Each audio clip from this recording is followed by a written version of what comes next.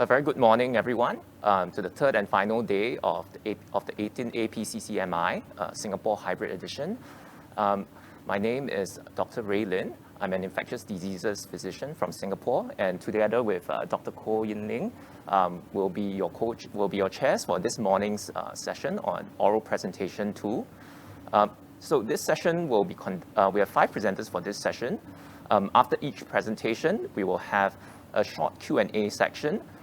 So please post your questions via the virtual platform, and we will address the questions to the presenters. So to kickstart, we'll have our first presenter. So our first presenter is Ms. Tan Yi Han. She is a graduate from the Infectious Diseases Translational Research Program and Department of Biochemistry in the Yong School of Medicine, National University of Singapore. And today she'll be presenting on her abstract, the role of the genotoxin colibactin in the intestinal colonization and pathogenesis of hypervirulent Klebsiella pneumonia. Ms. Tan, please. Good morning, everybody. Oh, great, there are my slides. Hi, welcome to APCCMI. I'm delighted to be sharing my work on the genotoxin colibactin, which is produced by hypervirulent Klebsiella pneumonia. And hypervirulent Klebsiella pneumonia is a gram-negative bacterial pathogen, which is the causative agent of Klebsiella liver abscess. And it's interesting because Klebsiella liver abscess is a problem that's unique, or should I say more specific to Asia, including Singapore. Indeed, a certain percentage of the local population is colonized by Klebsiella in the gut, and typically gut colonization occurs prior to development of Klebsiella liver abscess, which is why we are interested in studying this bug, not only in the context of the gut, but also during metastatic disease, where the bacteria gets from the gut to other sites. So for today's presentation, I'll be showing data collected with SGH10, which is a representative Klebsiella liver abscess isolate, and it was actually isolated from a patient here in Singapore with KLA, while Klebsiella has certain virulence factors which allow it to have this hypervirulent phenotype. I'm only going to share about this ability to produce colibactin, which is encoded by this CLB operon on the chromosome. And for today's presentation, it's also important to note that Klebsiella has the ability to make microcin, and this allows Klebsiella to kill off competing bacterial species. So one of the other virulence factors of Klebsiella is the large virulence plasmid, which my colleague Mr. Winston Chu will be sharing about later if you want to know more about hypervirulent Klebsiella. And what we do know about colibactin is mainly through work done with E. coli. In fact, we know that gut carriage of colibactin-producing Enterobacteriaceae is associated with increased risk of developing colorectal cancer. And colibactin is a bacterial secondary metabolite that has a genotoxic effect. It's quite a small molecule, but it's quite unstable in culture, so it's hard to study. And we don't know the actual structure of colibactin as of yet. But what we do know about colibactin is that it's able to cause double-stranded DNA breaks because it's able to directly attack DNA. So knowing that colibactin has a genotoxic effect and knowing that it's been quite well studied in E. coli, there's actually a gap in the research because we don't know about the role of colibactin in the pathogenesis of hypervirulent Klebsiella. And so we wanted to look at this in the context of hypervirulent Klebsiella, and the first thing we did was to generate a mutant in our strain, SGH10. So we've knocked out this gene, CLBP, that's responsible for the maturation of colibactin. And so here you can see we've infected Hep G2 liver cells with the Klebsiella bacteria. Cells infected with the wild type have a distinctly different morphology. They have distended nuclei as well as a cell body, while the CLBP mutant doesn't induce this phenotype in infected cells. Additionally, when we do Western blotting for gamma H2AX, which is a marker of double-stranded DNA breaks, you can see that there's accumulation of gamma H2AX in cells infected with the wild-type SGH10, but not in the case of those infected with CLBP mutants. And as such, it looks like our strain of Klebsiella is producing a functional colibactin that does what it says on the tin. It's causing double-stranded DNA breaks. Next. we moved to a mouse model where we induce disease via infection through the intraperitoneal route. And actually, what happens is that you can actually see that there's a similar amounts of bacteria recovered from the liver, lungs, and spleen when we compare the wild type and the CLBP mutant, which suggests that colibactin isn't that important during systemic infection, at least via this route where we can quickly induce systemic infection. But it's a different story when we move to a gut colonization model in our black 6 mice. This relies on ampicillin to perturb the microbiome, followed by gavage with Klebsiella, and allows for the stable colonization of the wild-type Klebsiella in the gut. You can see from this graph that the stool loads of SGH10 wild-type are significantly higher than those of the CLBP mutant at day 11 and day 13, and this is a transient effect that's lost by day 17. But data actually show that colibactin is important for Klebsiella to colonize the gut. So we went one step further. We took stool DNA samples and we sent them for 16S amplicon sequencing with a company. And the first set of data showed that if we look at alpha diversity, which is a measure of species richness, there is actually less species richness in the samples from the SGH10 wild-type infected mice on day 11 relative to the mice infected with the CLBP mutants. And also when we look at a plot of beta diversity, this is a PKA plot, and beta diversity is a measure of the dissimilarity or similarity of the microbial composition. You can see that the samples from the mice infected with the SGH10 wild type on day 11 clustered differently from all the other samples, and to get taken together, these results show that colibactin has an effect on the gut microbiome, which could explain why it's actually facilitating Klebsiella colonization. And it is ongoing work in our group to figure out what are the specific interactions that Klebsiella is having with other bacteria, as well as the effect of colibactin on specific bacterial taxa, which could explain why colibactin benefits Klebsiella colonization of the gut. Lastly, we've also adopted an in vitro model where we compete Klebsiella with laboratory E. coli because E. coli is one of the other bacterial species that can be found in the context of the gut.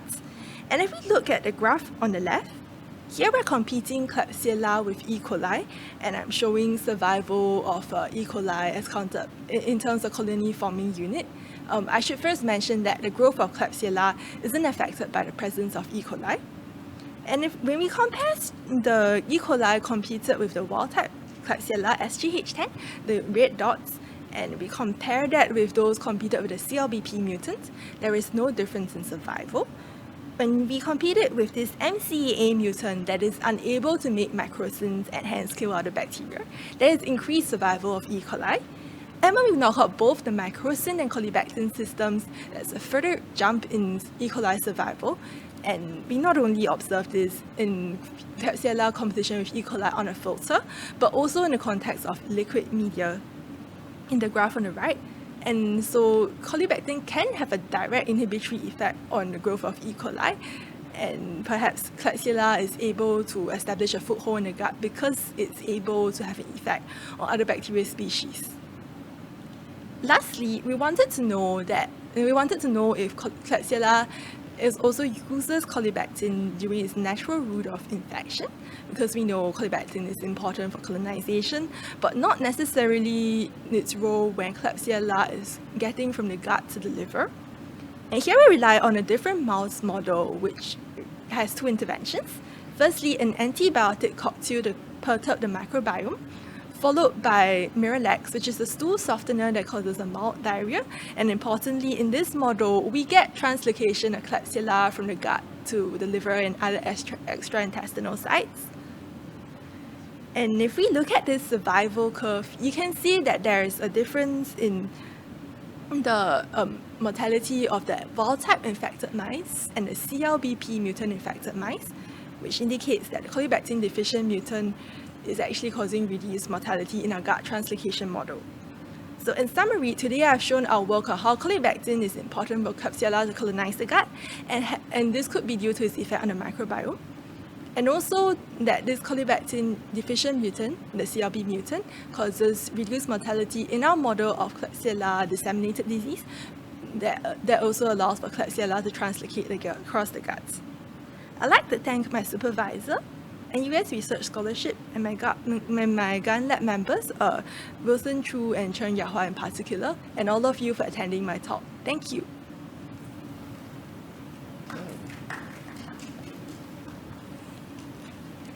Okay, thank you very much, Ms. Tan. It seems like we do not have any questions from the audience, both virtually or at present.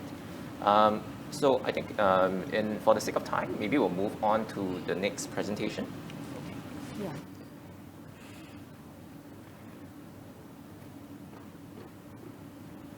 So for the next presentation,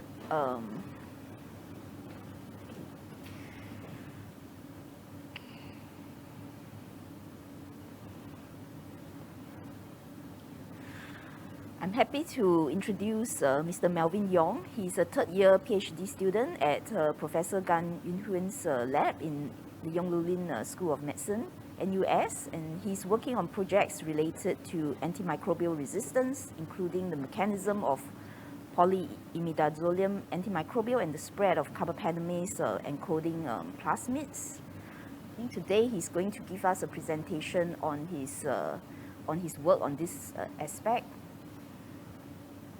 All right, thank you for the kind introduction. So my presentation today is about novel polyimidazolium antimicrobials.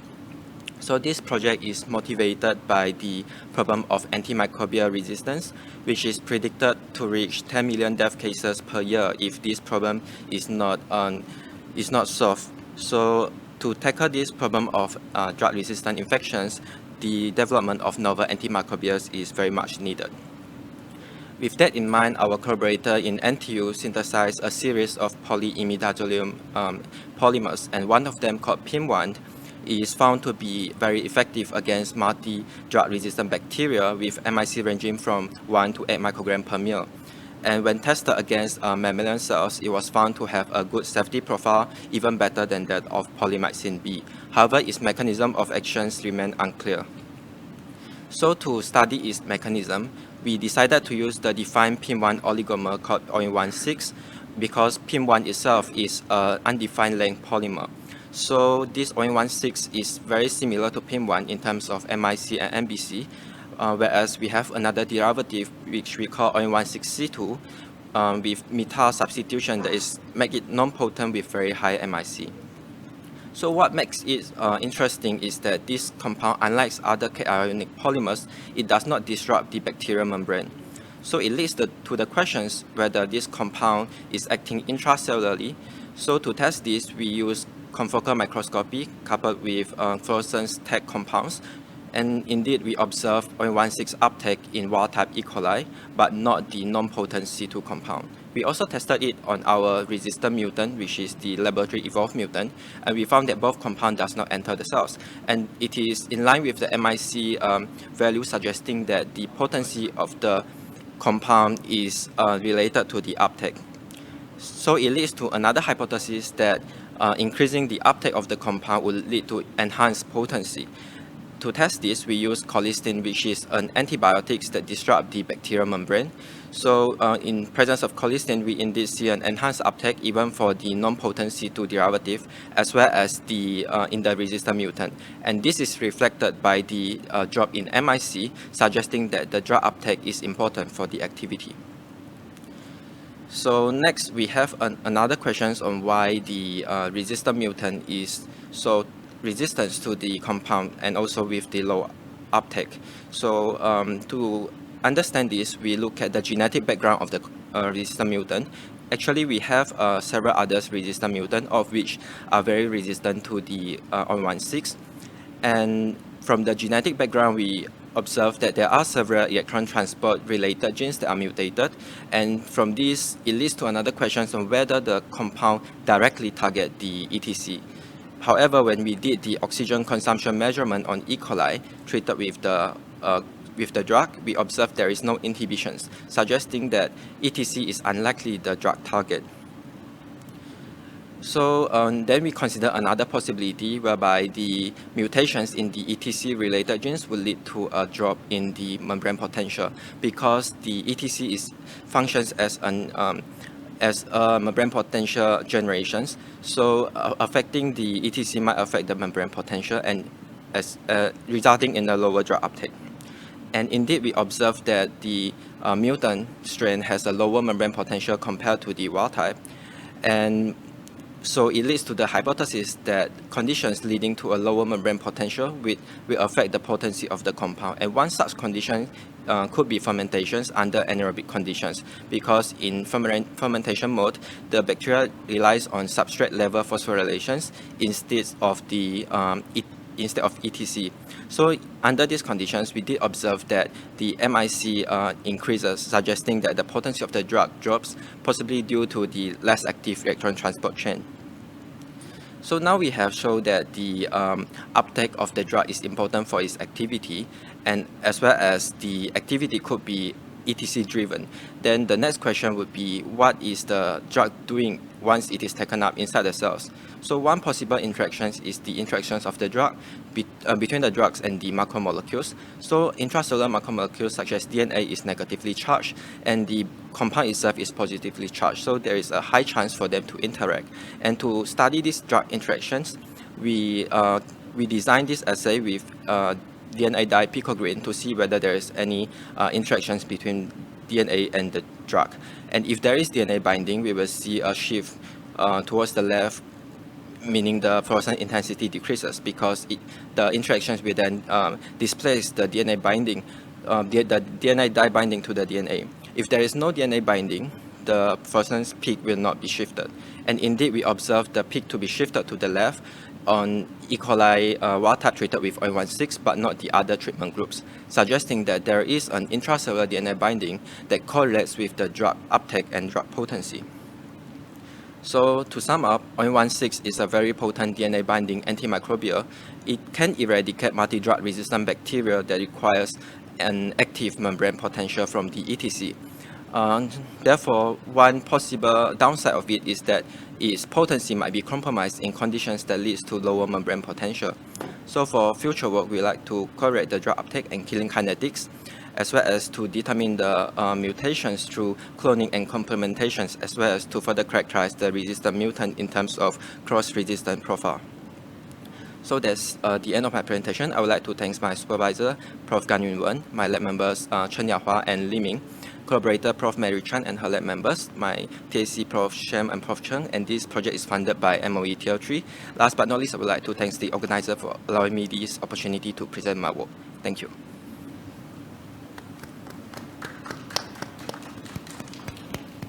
All right, thank you very much. Well, a very quiet audience we have today. Yeah, so we don't have any questions from the audience. Yeah. Does anyone have any questions? This is a very interesting presentation, I think. All right.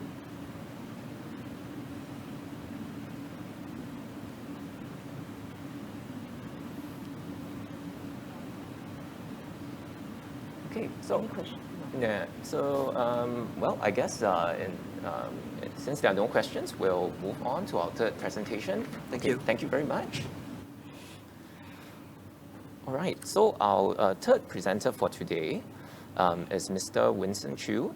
Mr. Winston Chu is a graduate student from the Professor Gan Yun Han's lab in the Infectious Diseases Translational Research Program and Department of Biochemistry at the National University of Singapore. His research focuses mainly on hypervirulent Klebsiella pneumoniae, particularly on the large virulence plasmids. So today he'll be presenting to us on his research titled "A Novel Factor Encoded on the Large Virulence Plasmid Regulates Chromosomal Genes like the type 3 fimbriae in hypervirulent Klebsiella pneumoniae to impact bacterial virulence." Mr. Chu, please. Hi, so thank you very much for the kind introduction. So my name is Wilson, and today I'll be presenting my project, working on a large virulence plasmid in hypervirulent Klebsiella pneumonia and how a novel factor regulates chromosomal genes like the type 3 fimbriae. So hypervirulent Klebsiella pneumonia is a rod-shaped gram-negative bacteria that has a sticky hypomucoid phenotype and is the leading cause of monomicrobial liver abscess in much of Asia, and as well as causing other diseases such as pneumonia, endophthalmitis, and bacteremia. And how it establishes infection is through gut colonization followed by translocation into the bloodstream. So for my project, I'm using SGH10 as a reference strain for hypervirulent Cleft because it belongs to the clonal group that represents 80% of Klebsiella-induced liver abscess infections, hence making it a very good representative. So for this strain, it has a large virulence plasmid that is more than 231,000 base pairs in size, and it regulates the hypermucoviscous phenotype and as well as capsule overexpression. But it also can sequester iron from the outside environment via the possession of cellulophores, allobactin, and samocalin. What's also interesting is that the plasmid is highly conserved, and there are still many genes in the plasmid that are currently uncharacterized. And hence, this leads to our hypothesis that additional vectors are still present in the KBVP that confer benefits to the pathogenesis of hypervirulent Klebsiella pneumonia. So to understand the role of the large virulence plasmid, we will call it KBVP for short. I have generated a KBVP killed mutant in SGH10, and we then observe for any differences between the mutant and the wild type. And one of the major differences is that there is an upregulation of the type 3 fimbriae, as you can see from the transmission electron microscopy, which were kindly taken for us by the NUS electron microscopy department. And the type 3 fimbriae are extended appendages that are associated with biofilm formation and as well as facilitates adhesion to epithelial cells. So in my project, I have narrowed down the factor as a novel and uncharacterized factor that is found after the samocalin gene operon in the large virulence plasmid. And I'm sorry that there is a bit of a technical issue here. But by deleting the novel factor, we will just call it X for short, we see an overall upregulation of the type 3 fimbriae, which I analyzed using flow cytometry with anti-type 3 fimbriae specific rabbit antibody. And the levels are comparable to the large virulence plasmid killed mutant, and is as opposed to the low levels that we see in the wild type. And by reintroduction of the novel factor, using a plasmid with an arabinose inducible promoter back into the KBVP killed mutant, by the addition of arabinose, which induces the expression of the novel factor X, we see that the suppression of the type 3 fimbriae has been restored. So this leads to some of the questions such as why would the hypervirulent Klebsiella pneumonia want to suppress the type 3 fimbriae? And to help answer some of the questions that we have, we then explored several different experiments, such as the cell adhesion assay. We have used lungs, colon, and macrophage cell lines. For my experiment, I started off using mouse macrophage cell lines first. And you can see from here that the wild type in general has a relatively lower adhesion to all these three cell lines. But when it comes to the KBVP killed mutant, we see a significantly higher adhesion. And this is attributed to the type 3 fimbriae because by the deletion of MERK-A, which is the major structural subunit of the type 3 fimbriae, we see a significant drop in adhesion to the levels that are pretty much comparable with the wild type.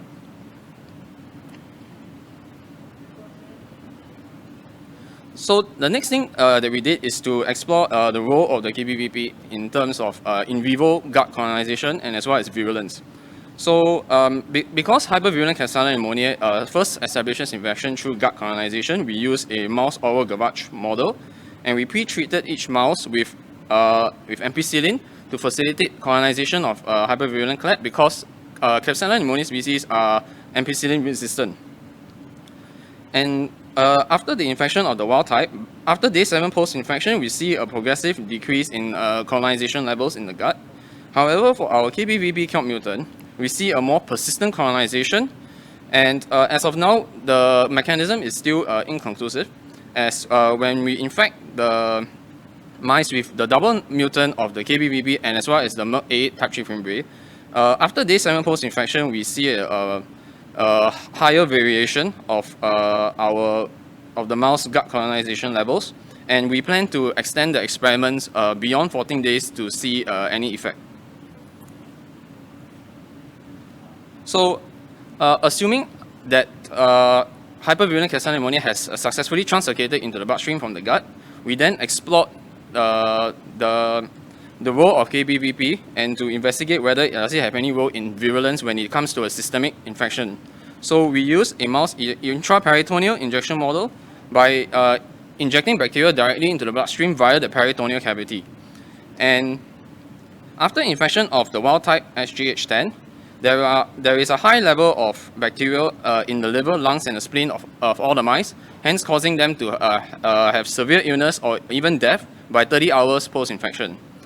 When it comes to the KBVB cured mutant, even though we see varied levels of colonization in the liver, there's significantly lower levels of bacteria in the lungs and the spleen. Hence, these mice were able to survive at least for 72 hours at the point that we stopped the experiment, but it could also possibly survive longer than that. And we do know that the virulence is attributed to the region that encompasses Awabactin to Samocalin in the KBVP. And we also found that the virulence is independent of the hypomucoviscous phenotype, which is regulated by RMPA. As the infection of mice with this RMPA deleted mutant, we still see a high level of bacterial levels in these 3 organs that's comparable to the wild type. So in conclusion, I have found a novel factor in the large virulence plasmid that is able to suppress expression of type 3 fimbriae, decreasing cell adhesion, which suggests that it could possibly allow evasion of certain immune cells such as the macrophage and faster spread in the host because they don't tend to colonize on one side. So the future work would be to elucidate the mechanism of how this novel factor suppresses the type 3 fimbriae and its subsequent impact on pathogenesis. And with that, I would like to end my presentation. I wish to thank everybody in Prof. Gan Yunwan's lab in NUS, and Dr. Tai from A-Star, who supplied me the antibodies needed for my flow cytometry analysis, and as well as the NUS electron microscopy department. Thank you.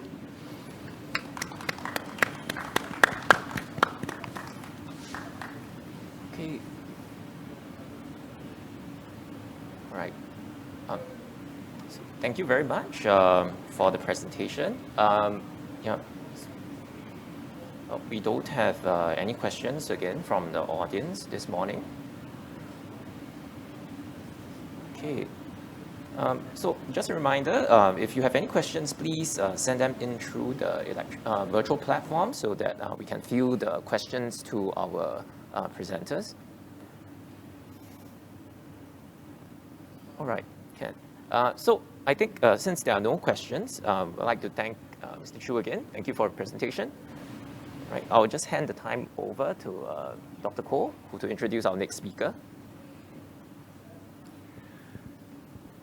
Our next speaker is Miss Jean-Claude Balingit. She's a student taking a PhD in medical science in virology at the Institute of Tropical Medicine at Nagasaki University, and her work is mainly focused on the elucidation of viral mechanisms relating to immunology and pathology of the dengue virus, and she will share with us on her work in this area.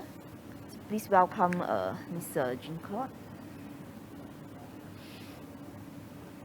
Good morning, everyone. I am Jean-Claude Balingit, and I will be presenting our study entitled Dengue 1 genotype variants drives discrepancies in homotypic neutralizing activities of antibodies during natural infection. For this presentation, I have nothing to disclose. So the dengue virus is considered the most important virus transmitted by mosquitoes, as roughly half of the global population currently lives in areas that are environmentally suitable for dengue transmission, as shown in this map. So the dengue virus consists of 4 serotypes that are further divided into genotypes with distinct geographical distributions. Now, co-circulation of these 4 serotypes have been documented in various parts of the world, specifically in South America, and in Asia. And it is commonly thought that infection with one serotype elicits antibodies capable of enhancing subsequent infection with a different serotype, which is the greatest risk factor for severe dengue. Now, this increase in disease severity is mediated by a mechanism described as antibody-dependent enhancement, or ADE. Here, the virus immune complexes are recognized by the Fc gamma receptors that facilitate entry and replication in target immune cells. However, since each serotype has multiple genotypes, so there is a need to determine the breadth of protection elicited by infection with the same serotype. So hence, our study aimed to evaluate the impact of genotypic variations, particularly in dengue 1, on the humoral immune responses from dengue 1 natural infections. So in this study, we designed dengue 1 pseudoviruses that differ in the structural surface proteins. So we used a replicon-based DNA technology to generate single-round infectious particles that differ only by the genotype sequence of the precursor membrane and envelope proteins. So the pseudoviruses representing all dengue 1 genotypes were produced via co-transfection of cells with a mixture of 3 plasmids, encoding the replicon with the luciferase gene, the capsid protein, and the PRME proteins. So these pseudoviruses were used to test the ability of serum antibodies to neutralize or enhance dengue 1 infection in vitro. So the pseudoviruses were incubated with the serum samples, and the luciferase activity of the infected cells were measured in order to analyze the neutralization titer as well as the peak enhancement titer. So for this study, we first used monoclonal antibodies directed to the structural proteins to check whether the system is working. And then we moved on to using patient serum samples obtained from a dengue 1 genotype 1 outbreak in northern Vietnam. So here we analyzed both acute serum samples and convalescent serum samples. Additionally, for this study, we used 2 cell lines.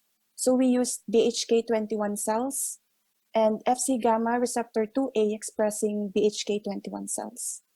So as I have mentioned earlier, the Fc gamma receptor is an important mediator of ADE in dengue infection.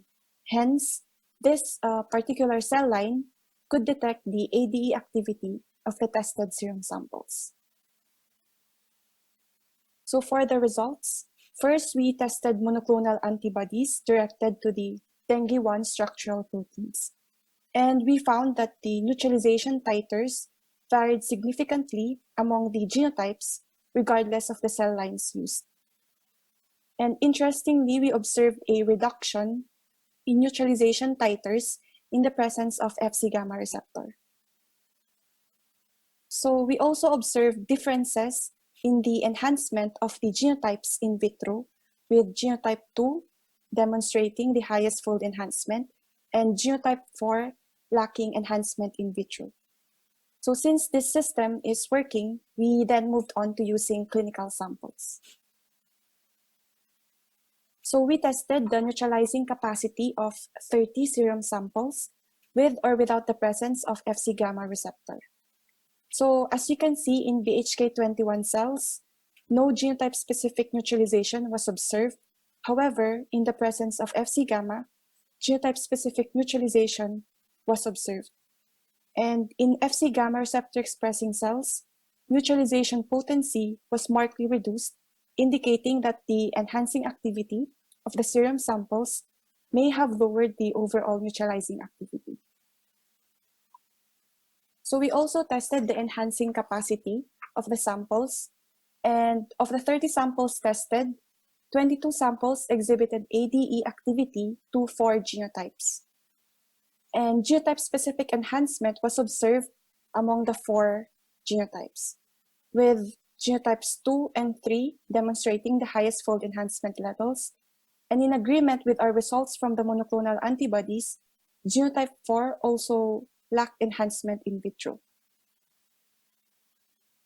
Lastly, we also checked the enhancing antibody titers of the tested serum samples. So this enhancing antibody titer is basically the dilution of serum sample at which maximum enhancement is observed in vitro. So as you can see, several patient samples from acute infection showed enhancement titers below the limit of the detection of the ADE assay, as shown by the dashed line, while higher enhancement titers was observed in convalescent samples. So these results indicate that ADE readily occurs at lower dilutions of patient serum samples from acute infections, suggesting the pathogenic role of secondary dengue 1 infection. To summarize, we have shown that genetic variations within the dengue 1 structural proteins impact the neutralizing and enhancing capacity of antibodies elicited from dengue 1 natural infections. And we have also shown that ADE was detected in vitro across genotypes, suggesting that this activity may hamper neutralizing activity, which may lead to breakthrough infections. And lastly, our results imply that careful assessment of the genotypes used in vaccine formulations is needed for the development of safer and more effective dengue vaccines. So that's all for my presentation. Thank you for your kind attention. Thank you.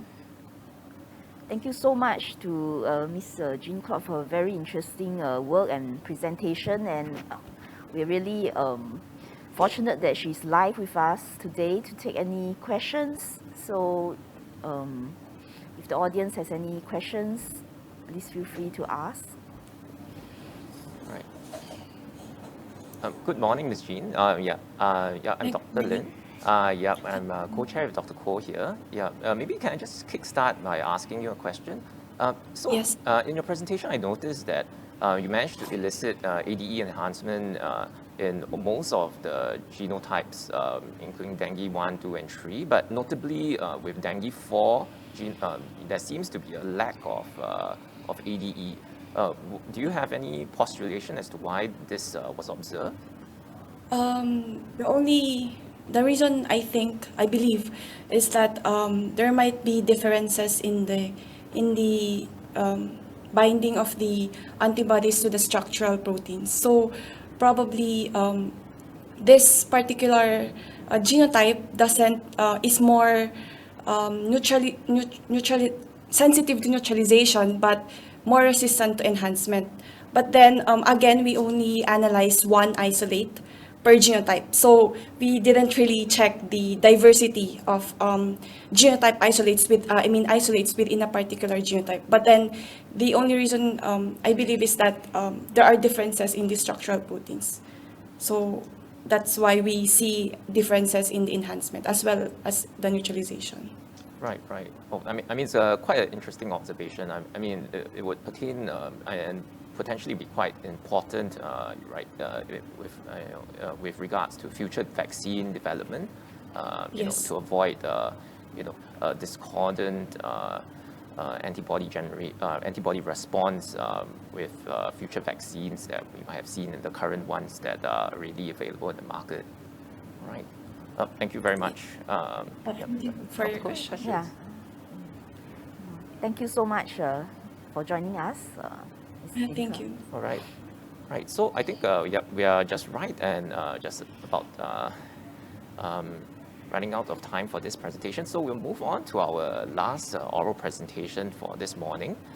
So it gives me great pleasure to introduce Dr. George Cervantes from the United States of America. So Dr. George will be, he isn't here with us live today, but we have his pre-recorded presentation. So he'll be presenting on his research on BCG regulating the response of human macrophages to SARS coronavirus 2 spike glycoproteins. All right. Hello. Today we're going to present our findings on BCG regulation of the response of human macrophages to SARS-CoV-2 spike glycoprotein. As you all know, COVID-19, which is the coronavirus disease 19, is caused by severe acute infection with the respiratory syndrome coronavirus 2 SARS-CoV-2. COVID-19 is a multi-system inflammatory disease elicited by dysregulation of the immune response, leading to a cytokine storm. Severe COVID-19 patients have higher levels of pro-inflammatory cytokines. The Bacillus calmette-guerin, also known as BCG, is an attenuated form of Mycobacterium bovis, and it is used as a vaccine against non-pulmonary forms of tuberculosis. There is increasing evidence suggesting that BCG vaccination may provide partial immunity against SARS-CoV-2 infection, especially in TB endemic areas. We here aim to study the effect of BCG on the inflammatory response of human macrophages to SARS-CoV-2 spike glycoprotein. We utilize human monocytic cell line THP1. These cells were differentiated into macrophages using 4-ball diester for 72 hours. And then cells were exposed to BCG for 24 hours. After BCG exposure, cells were then stimulated with various forms of the SARS-CoV-2 S protein. We measure activation of two main inflammatory transcription factors, the nuclear factor kappa B, NF-kappa B, and the interferon regulatory factor, IRF. Here are the results of NF-kappa B on the left and IRF activation on the right after 24 hours. Untreated cells are shown in white bars, and cells that were exposed to BCG are shown in gray bars. And we see that for all these different forms of the SARS-CoV-2 S glycoprotein, we see an increase in NF-kappa B activation, as well as an increase in IRF activation.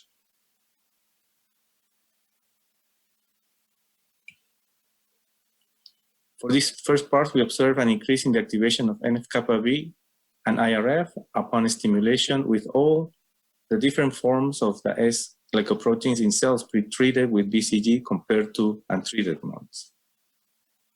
This increase was evident after 24 hours of S glycoprotein stimulation, but it occurred earlier in the case of stimulation with the stabilized trimer of the S glycoprotein. The S glycoprotein, naturally, as a trimer, is the active form that is going to interact with the ACE2 receptor in the host cell. In this graph, we show a time course at 4, 18, and 24 hours, and we see that cells pre-treated with BCG in blue show the peak of NF-kappa B as well as the peak of IRF activation at 18 hours.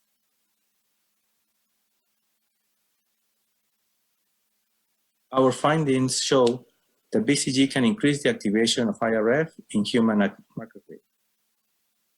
IRF activation leads to type 1 interferon production, which is important to fight viral infections. An impaired type 1 interferon activity is associated with worse clinical symptoms in COVID-19 patients. The SARS-CoV-2 inhibits type 1 interferon responses in infected cells, allowing an unchecked replication and triggering an exaggerated immune response, which leads to major tissue damage in the lung. Future research is needed to elucidate the mechanisms and the potential immunotherapeutic effects against SARS-CoV-2 by BCG, so it could be used as an adjuvant therapy for COVID-19. Thank you.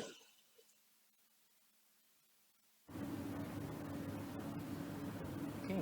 Thank you very much for the interesting presentation, Dr. Cervantes. So we have Dr. Cervantes here live with us today. So a very good morning to you, or good evening rather.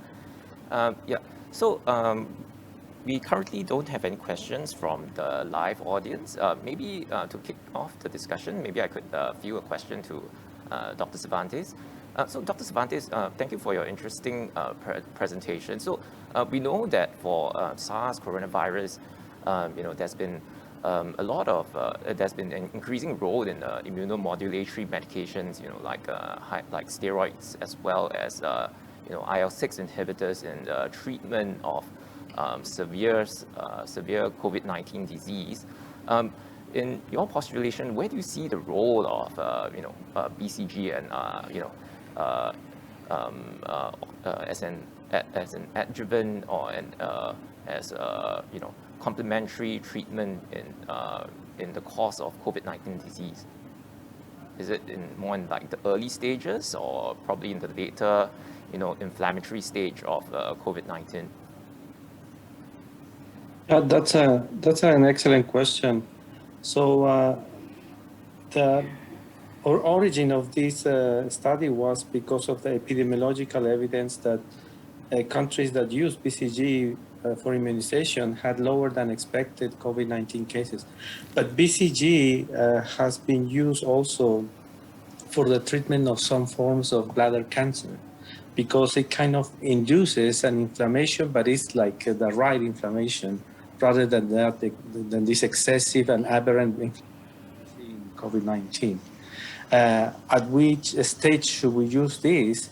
That is a good question, because it may take several days. So it's not like an immediate response that you will see using corticosteroids, for example, here in our institution, or patients that are admitted to the ICU receiving dexamethasone. So maybe this should be used like as a preventive measure. We still don't know.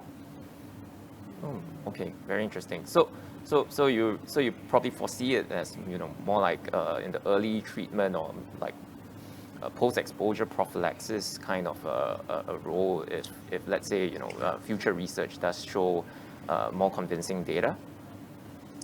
Well, yeah, that is possible. That is possible. Oh, that's very interesting. Oh, thank you very much. Any questions, Dr. Koh? No, I don't know. All right. Okay. Thank you very much for joining us this morning, Dr. Cervantes. There aren't any more questions from the live or virtual audience. So thank you again for joining us this morning. It was a very interesting presentation. Thank you for your time. Thanks to you for the opportunity. Good day. Good day.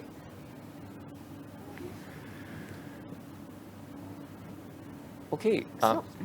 So I think we've finished all the oral presentations. Dr. Koh? Yeah. So I think we've heard from 5 very, very interesting presentations touching on various aspects of infectious diseases, and really had a great time and learned quite a lot myself. And would like to thank all the presenters for all their hard work and their great presentation. I'm looking forward to hearing from them in future as they bring their research forward. So thank you everybody for joining us this morning. Yeah, thank you very much.